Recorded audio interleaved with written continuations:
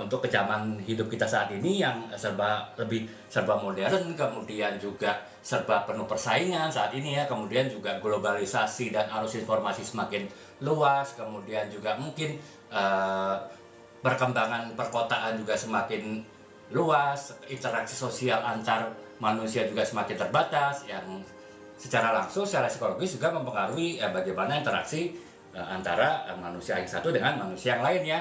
Dan salah satu hal yang sangat berpengaruh terhadap kehidupan manusia dari segala perkembangan itu tadi, yaitu bagaimana sisi psikologis dari manusia dalam menghadapi ataupun menerima perkembangan-perkembangan yang saya sebutkan tadi ya teman-teman.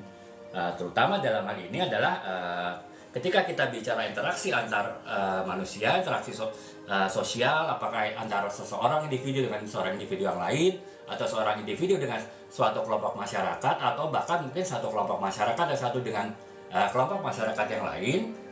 Ini adalah kita bicara masalah empati dan simpati ya teman-teman. Jadi mungkin kalau teman-teman ya kalau kurang lebih paham lah ya, kalau empati itu adalah bagaimana kita dapat merasakan apa yang dirasakan orang lain gitu. Sementara kalau simpati adalah rasa bagaimana perasaan kita terhadap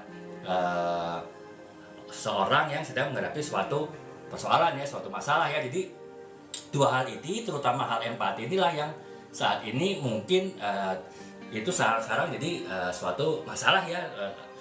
Itu tadi karena perkembangan kota yang semakin metropolitan, kemudian perkembangan globalisasi, perkembangan modernisasi, kemudian juga persaingan yang semakin ketat, kemudian juga mungkin impian ataupun juga cita-cita orang atau ambisi orang semakin besar, kemudian juga misalnya adanya keinginan untuk bisa mengalahkan orang lain, keinginan untuk bisa tanda petik berada memegang kekuasaan yang bisa mengendalikan orang lain. Itu membuat yaitu tadi semua tersebut membuat empati menjadi berkurang ya.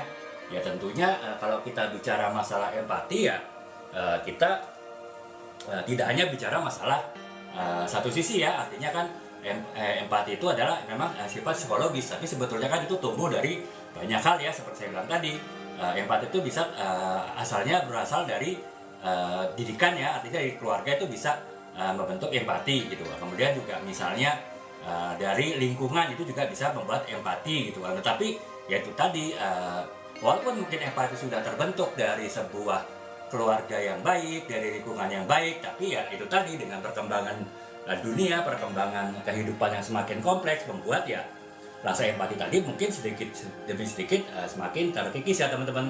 Nah itulah kemudian yang kemudian menumbuhkan perasaan prihatin dari banyak pihak yang kemudian mencoba untuk menumbuhkan rasa empati tersebut ya. Kalau mungkin tidak menumbuhkan ya artinya kita beranggapan berprasangka baik bahwa setiap manusia itu pasti punya rasa empati ya kan. Tetapi ya itu tadi seringkali rasa empati tadi makin lama makin terkubur sehingga akhirnya tidak muncul ya. Nah sekarang banyak pihak yang prihatin dan mencoba untuk menumbuhkan rasa empati ya, menumbuhkan kembali rasa empati sudah terkubur dari di kalangan masyarakat ya. Caranya sih macam-macam teman-teman ya.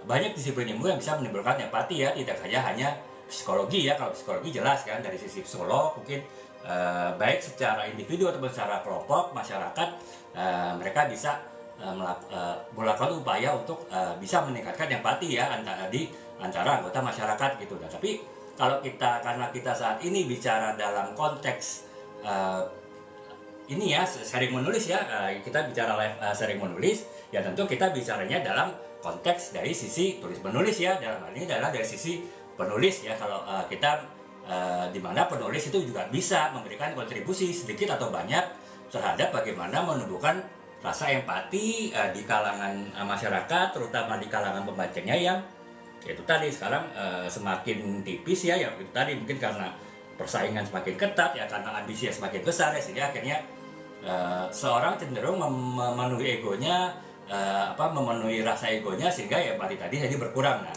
disinilah kemudian tumbuh kesadaran dari penulis untuk juga menulis tema-tema novel yang bertemakan empati ya, dimana ya harapannya setidaknya itu menjadi bisa refleksi bagi pembacanya ya, bagaimana kadar rasa empati di dalam diri pembacanya.